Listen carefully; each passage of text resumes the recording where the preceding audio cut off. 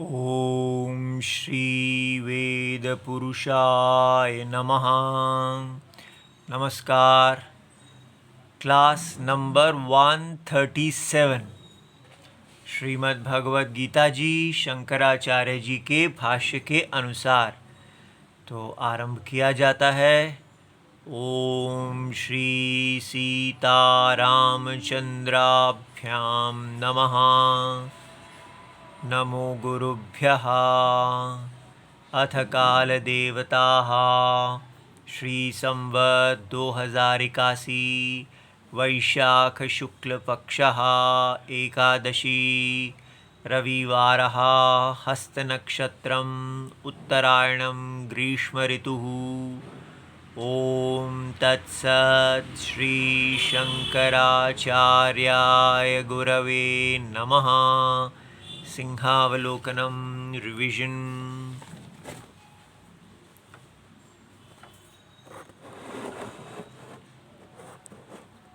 तो ये हमारा अध्याय नंबर 2 श्लोक नंबर 16 और पुस्तक Shrimad Bhagavad Gita ji Gita press Gorakhpur book number 10।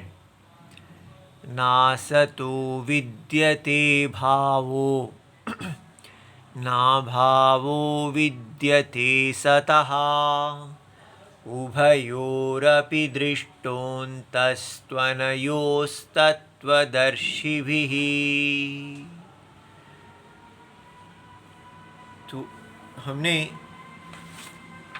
देखा है कि कैसे अंगद जी की जो बुद्धि थी वो 8 अंगों में विकसित की गई थी। ठीक है, और वो 8 अंग को बताने वाला ये श्लोक है। शुश्रूषा श्रवणं चैव। शुश्रूषा सुनने की इच्छा, श्रवणम अच्छी प्रकार से सुनना, ग्रहणं धारणं तथा जो सुना है उसको अपने मन में अच्छी तरह से व्यवस्थित करना, डेटा को ऑर्गेनाइज करना, धारणम और फिर उसको रिप्रोड्यूस, उसको पुनः आप उसी प्रकार जैसे आपको कहा गया है उसी क्रम में क्रमबद्ध आप पूरा का पूरा अपने आप अपने अंदर देख सकें कि हाँ वो सुरक्षित है। फिर उसके बाद ऊहापोहोर्थ विज्ञानम।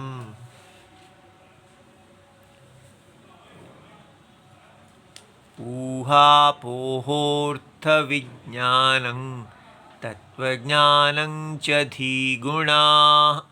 ऊहा अर्थात पूर्व पक्ष, उसको क्वेश्चन करना, बिना प्रश्न के कोई विद्या को नहीं ले लेना, उसके औचित्य को प्रश्न करना कि ये क्यों कहा गया है, अगर ऐसा नहीं होता तो क्या हो जाता, यूँ ना लें तो क्या है। इस प्रकार अनेक प्रश्नों के द्वारा उसको खोदना, उसकी खुदाई करना, और फिर उन प्रश्नों से जो समाधान की इच्छा निकलती है कि ये तो समाधान नहीं हुए हमारे प्रश्न, तो फिर अपोह, ऊहा अपोह, उसका सिद्धांत देखना कि प्रश्नों का उत्तर कैसे होता है। इस प्रकार पूर्व पक्ष सिद्धांत के द्वारा अर्थ विज्ञान कि अब हमने निश्चय कर लिया कि जो चीज़ कही गई है उसमें तात्पर्य, तत्परता, ठीक है, तात्पर्य क्या है, क्या कहा गया है, और फिर उसके बाद तत्व अभिनिवेश, तत्व ज्ञान कि आपने जो आपको कहा गया है वो अब आपके अज्ञान को बाधित कर देगा, जो आप गलत समझते थे वो दूर हो जाएगा, और आपको अब आप एक नई दुनिया में पहुंच गए, अज्ञान की दुनिया से निकले और ज्ञान की वस्तु की दुनिया में आ गए। ये उस तत्व ज्ञान में प्रवेश कर जाना, उसमें स्थित हो जाना, ये जो 8 गुण हमें बताए गए, तो इनको हमको बस अब पकड़ लेना। ठीक है, धीरे धीरे हमने अपनी बुद्धि को इसी के अनुसार व्यवस्थित करना है, हर समय देखना है। ये आठों के आठों जो बुद्धि के डिसिप्लिन हैं, एक अनुशासित स्वस्थ बुद्धि इस प्रकार विषय को स्थिर करेगी। क्या हम ऐसा कर रहे हैं?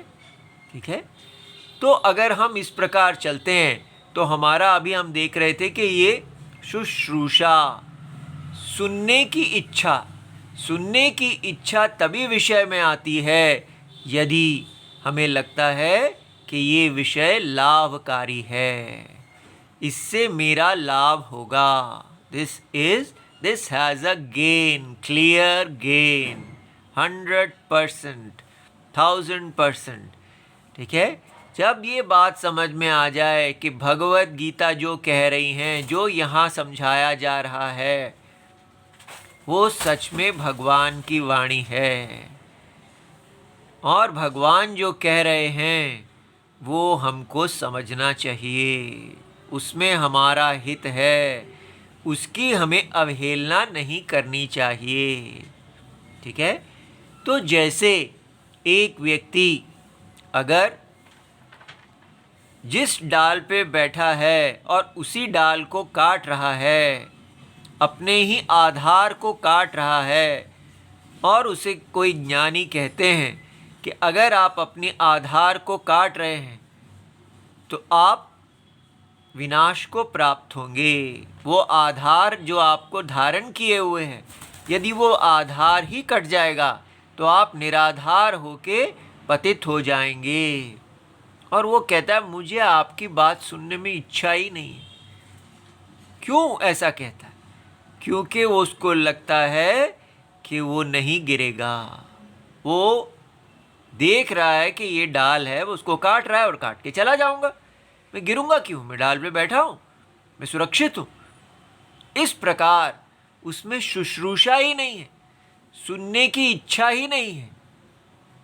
तो यही बात हमारी भगवत गीता का इस समय जो उपदेश कराया जा रहा है, हमें बताया जा रहा है कि हम अपने ही आधार को काट रहे हैं। यज्ञ हमें पालता है और हम यज्ञ का ही नाश कर रहे हैं।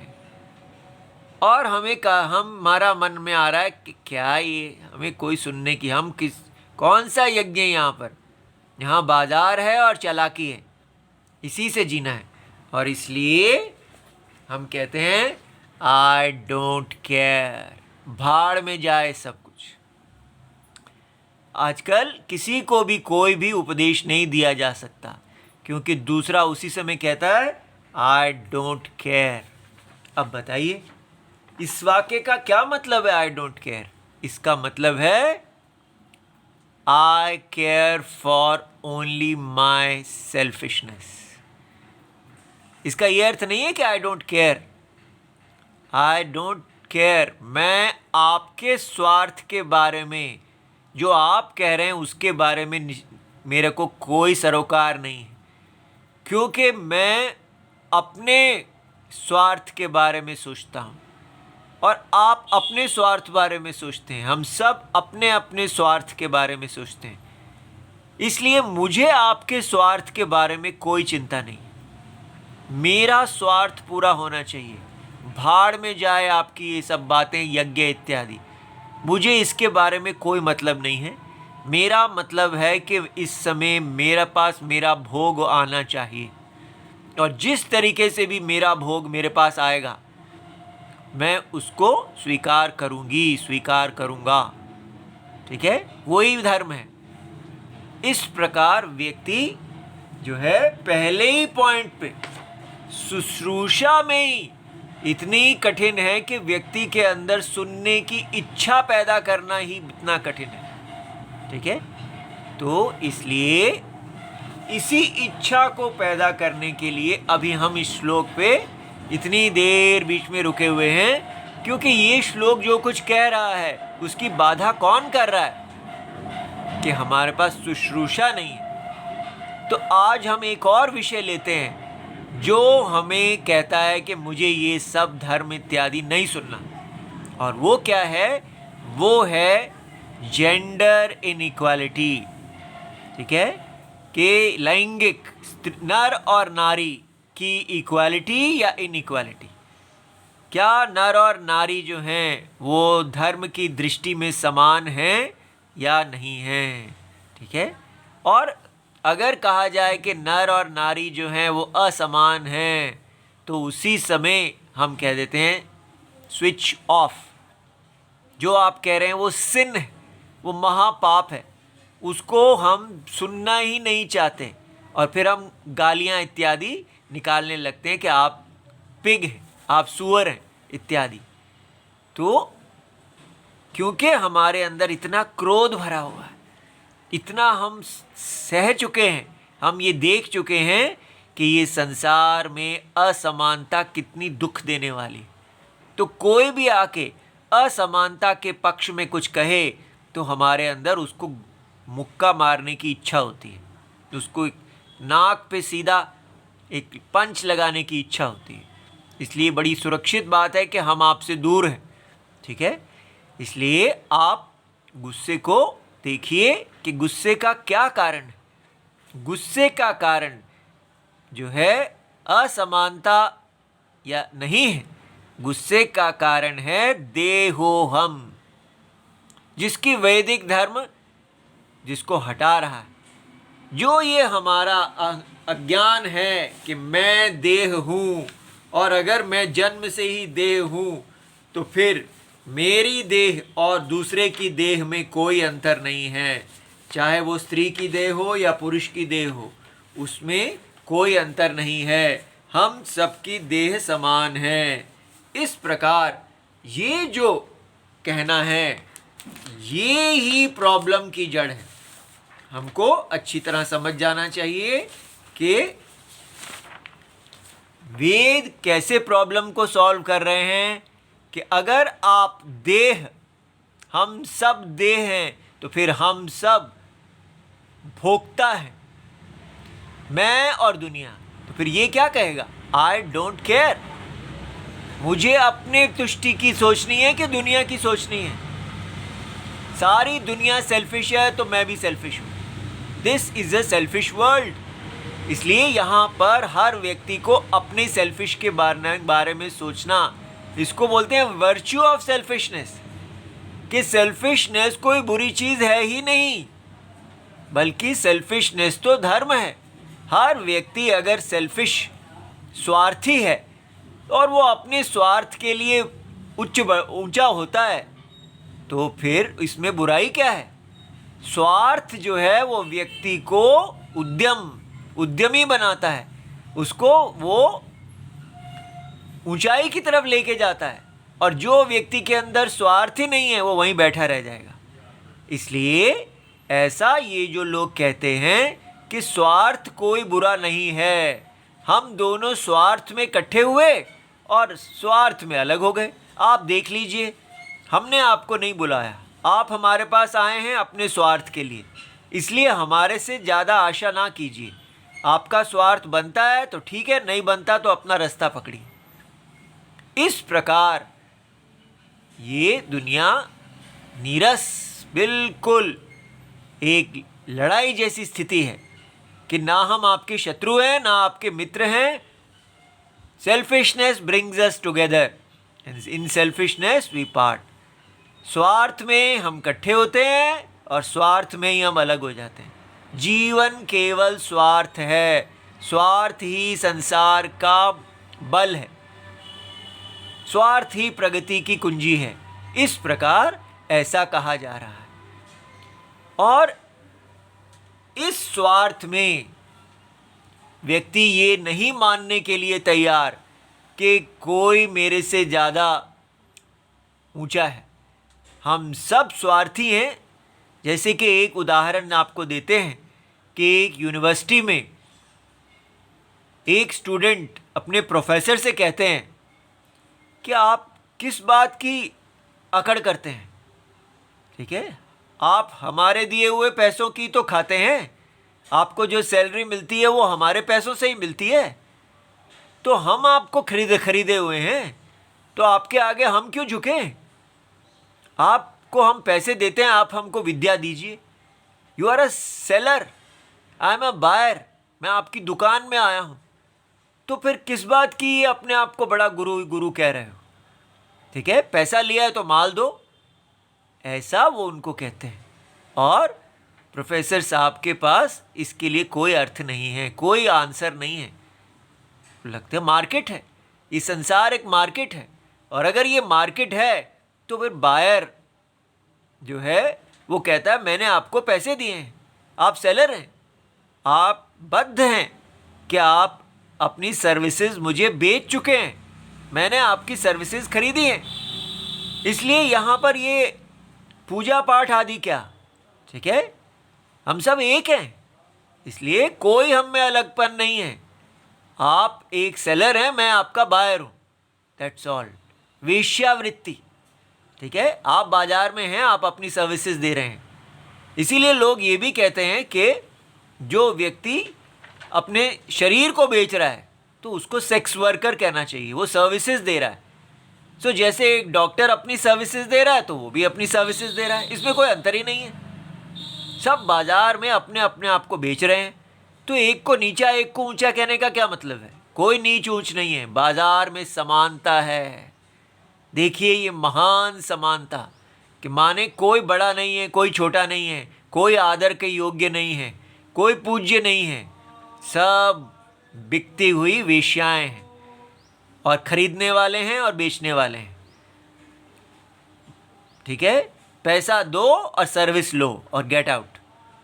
ये है हमारा आजकल का मॉडर्न जीवन, और इसकी हम महान पूजा कर रहे हैं, बहुत अपने आप को पीठ ठोक रहे हैं कि हमारी इतना ऊंचे पहुंच गए हम कि सारा का सारा समाज ही वेश्यावृत्ति में चला गया। अब क्योंकि हम इसी को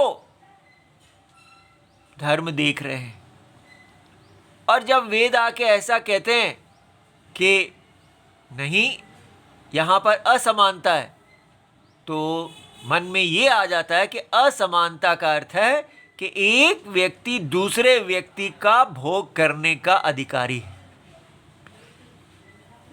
और ये बाजार हमको अधिकार दे रहा है कि ठीक है, कम से कम इतना तो कह रहा है कि आप अपनी कीमत लगाओ और अपनी कीमत के अनुसार आपका भोग किया जाएगा।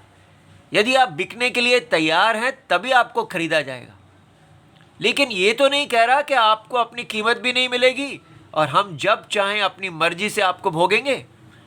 तो इन दो विकल्पों में व्यक्ति को गुस्सा आ जाता है कि ये क्या बात है कि एक वर्ग या पुरुष इत्यादि, पुरुष जो हैं वो भोग करने में, स्त्री का भोग करने में स्वतंत्र हैं, और स्त्री जो है वो हमेशा उनके लिए बस ओबे करती रहे, उनके लिए अवेलेबल रहे, उनकी आज्ञा का पालन ही करती रहे, और वो आज्ञा देते रहे और ये आज्ञा पालन करते रहे। ऐसा वेद नहीं कह रहे हैं।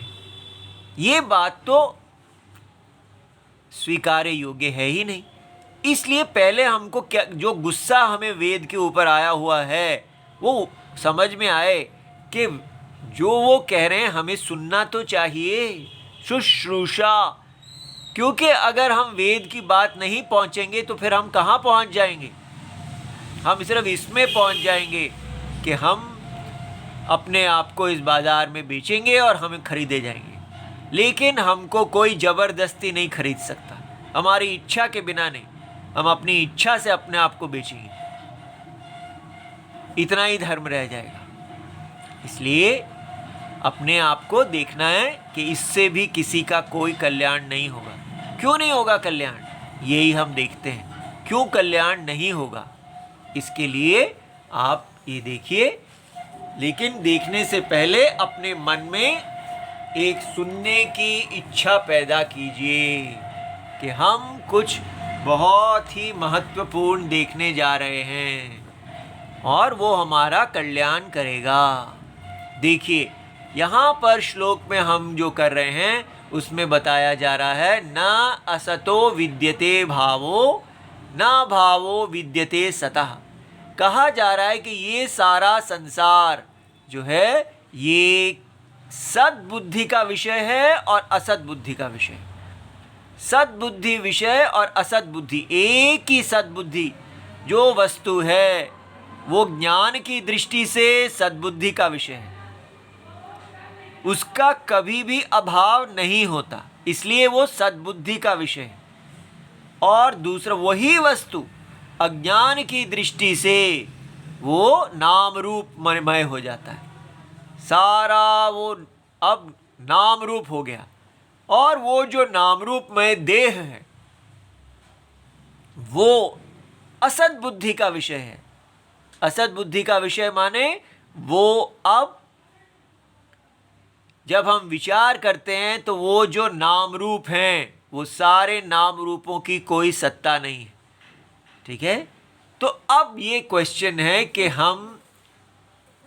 आप हमको मेल और फीमेल की इनइक्वालिटी और इक्वालिटी के बारे में बता रहे थे, तो ये इसके साथ कैसे जुड़ा हुआ है? देखिए क्या फंडामेंटल है वेद में, मौलिक क्या दृष्टि है। पहले क्या है? परम सत्यम। सत्यम जो है वो अज्ञान दृष्टि से, जब हम सत्य को नहीं जानते तो वो सत्य क्या हुआ? सत्य जो है वो एक मिथ्या प्रतीति का कारण बन गया। ये पॉइंट 1 कि सत्य के अंदर जगत कारणत्वम आ गया। वास्तव में सत्य जो है वो किसी नाम रूप का कारण नहीं है। जैसे रस्सी को नहीं जानना उसको सर्प प्रतीति का कारण बना देती है, रस्सी के गर्भ के अंदर सर्प प्रतीति आ जाती है, सर्प नाम रूप आ जाता है। इतना आप रजिस्टर करते हैं। कारणत्वम, कॉज, कॉजेशन, एक सत्य, सत्य जो है वो कॉज कैसे बन जाता है, कारण कैसे बन जाता है? हमारा अज्ञान ही सत्य को कारण बना देता है। किसका कारण? माया कारण। माने सत्य सत्य ही रहता है, वो निर्विकार रहते हुए भी वो एक विकार का कारण बन जाता है। ये कैसा विकार है? ये केवल माया विकार इसको कहते हैं कि आत्म अज्ञान, वस्तु का जो अज्ञान है वही अज्ञान जो है वहां पर हमको विपरीत ज्ञान हो जाता है। Ignorance of a fact leads to mistake of a fact. बस ये बात समझनी है कि वो जो मिस्टेकन परसेप्शन है, जो परसेप्शन है, जो प्रतीति है, उसी को हम सृष्टि कह रहे हैं। कि यहाँ पर एक सृष्टि आ गई और वो सृष्टि का कारण कौन है? वो है वो सत्यम जिसको हम नहीं जानते। सत्य का अज्ञान, अज्ञात सत्यम अर्थात मिसअंडरस्टूड फैक्ट जगत कारणम है। तो मिसअंडरस्टूड फैक्ट, अज्ञात वस्तु के गर्भ में नाम रूप होते हैं और उसके गर्भ में से वो नाम रूप बाहर आ जाते हैं, तब हम कहते हैं फैक्ट मिसअंडरस्टूड। तो 3 स्थिति हो गई। एक है फैक्ट सत्यम, दूसरा क्या है? फैक्ट अनअंडरस्टूड माने अज्ञात वस्तु, तीसरा क्या है? फैक्ट मिसअंडरस्टूड अर्थात विपरीत गृहीत, विपरीत ग्रहणम। ध्यान से दोबारा सुनिए। पहला क्या है? केवल सत्यम। फिर दूसरा क्या है? अनअंडरस्टूड माने अज्ञात, जब उसके बारे में अज्ञान है तो अज्ञान की स्थिति में क्या हुआ? उसमें कारणत्व आ गया। अब वो माया कारणत्व, ये ऐसा कारण है कि ये बिना विकार को प्राप्त किए एक देह को धारण कर लेगा, इसको एक देह प्राप्त हो जाएगी। वो कौन सी देह है? एक प्रतीति। तो ये कारण जिसमें अव्यक्त नाम रूप आ गए वो व्यक्त आ जाएंगे। सो अव्यक्त नाम रूप, व्यक्त नाम रूप, सत्य वैसा का वैसा ही रहा, वही सत्य अनअंडरस्टूड और मिसअंडरस्टूड, अनअंडरस्टूड मिसअंडरस्टूड, अज्ञात विपरीत ज्ञात। अनअंडरस्टूड को क्या बोलते हैं? अव्यक्त का कारण, और मिसअंडरस्टूड को क्या बोलते हैं? कार्य, कॉज इफेक्ट। लेकिन देखा जाए तो ये कॉज की और इफेक्ट की, कारण की और कार्य की, दोनों की कोई सत्ता नहीं है। वास्तव में जो सत्यम है, जिसमें ना कारणत्वम है ना कार्यत्वम है, वही परम सत्यम है, वो सद्बुद्धि विषय है। इस सत्य का कारणत्व, कारण को प्राप्त होना, और कार्य अवस्था को प्राप्त होना, दोनों ही असत बुद्धि विषय हैं। जो इसको जान लेता है वो इस जगत के परम सत्य को जान लेता है, क्योंकि सत्य की दो ही अवस्थाएं हैं, सद्बुद्धि विषयत्वम, असत बुद्धि विषयत्वम। इतना आपको समझ में आया? अब देखिए क्या है। ये चित्र है, ये भगवान विष्णु हैं और ये देवी लक्ष्मी हैं और ये हमारे ब्रह्मा जी हैं, उनकी नाभि से निकले हैं, और ये जो है शेषनाग जी हैं, ठीक है, जो इनको सबको इनके अधीन है। ये चार हैं। इसको अब हम देखें कि यहाँ सद्बुद्धि विषय क्या है और असत बुद्धि विषय क्या है, और इसमें से हमारा फेमिनिज्म कैसे सॉल्व होता है। देखिए, ये जो परम सत्य हैं उनको जगत वो कारणत्व प्राप्त हो गया, अनअंडरस्टूड फैक्ट। जब हमने सत्य को नहीं जाना तो वो भगवान विष्णु बन गए। ठीक है, भगवान विष्णु कौन है? सुषुप्ति। सुषुप्ति अवस्था जो है वो जगत का कारणत्व है। तो सत्य ने सुषुप्ति अवस्था को धारण कर लिया। उस सुषुप्ति अवस्था में माया, अव्यक्त नाम रूप जो हैं वो उनके अंदर हैं। सारा नाम रूप अव्यक्त है, अर्थात उनके अधीन है। ये जो दिखाया जा रहा है ये यही है कि ये भगवान विष्णु और देवी लक्ष्मी, सत्यम और माया नाम रूप दोनों एक हैं, दोनों यूनिटी हैं, कॉज और इफेक्ट, शक्तिमान और शक्ति। तो ये वस्तु के अज्ञान से ही वस्तु के अंदर कॉज इफेक्ट आ जाता है और वो अनन्य है। वही वस्तु शक्तिमान और शक्ति रूप हो जाता है। इसको बोलते हैं आदि मेल और फीमेल। फीमेल की डेफिनेशन इसमें से निकलती है कि फीमेल शक्ति है, शक्ति रूपा, और पुरुष की डेफिनेशन इससे निकलती है कि वो शक्तिमान है। अब ये शक्तिमान और शक्ति रूप दो आ गए। इन दोनों के मिलने से क्या उत्पन्न हुआ? अंड उत्पन्न हुआ, ब्रह्मा जी उत्पन्न हुए। ये प्रथम अज है, सबसे पहले जन्म लेने वाले। ये मन की सृष्टि हुई, मानसिक सृष्टि। इसी में देवता हैं, ठीक है, सारा मन यही है। और इस मन में से ये विराट सहस्राक्ष सहस्रपाद, जिसके अनंत, इनको अनंत कहते हैं, जिनके अनंत मुख हैं, ये हम हैं। अनेक मुखों वाले, एक एक मुख हमारा है। और यही तो कौन? यही एक भगवान विष्णु शक्तिमान अपनी अविद्या कल्पित माया शक्ति के द्वारा दोनों के मिलने से स्वप्न, मानसिक सृष्टि और स्थूल सृष्टि रूप में अनेक जीव बन गए। और ये सारे जीव जो हैं ये डसने वाले सर्प हैं हम लोग, ठीक है, बस भोगी हैं, केवल विषधर सर्प। लेकिन इनको जब विद्या मिलती है कि आप सब लोग एक ही हैं, आप सब लोग एक ही जगत अम्बा और जगत पिता के मिलने से आप, ये विराट शरीर जो है ये एक विराट शरीर है। इसलिए आपस में आपको प्रतिस्पर्धा करने की आवश्यकता नहीं है, सेल्फिशनेस की कोई आवश्यकता नहीं है, आई डोंट केयर कहने की कोई आवश्यकता नहीं है, एक मुंह को दूसरे मुंह को डसने की कोई ज़रूरत नहीं है, ना ही मुंहों को अपनी यूनिटी बनाने की ज़रूरत है। तो कैसे जीना है? धर्म क्या है? जो अंतरात्मा, एक ही अंतरात्मा सारे सर्पों के अंदर है, जो वो अंतरात्मा कहे वही करो। तो क्या होगा? ये जो स्त्री रूप है, ये सर्प जो है ये दो रूपों में है, स्त्री और पुरुष।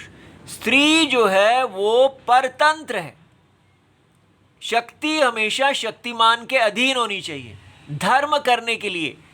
ये नहीं कि इसकी मन मर्जी चलनी चाहिए। ये शक्ति है, ये शक्तिमान।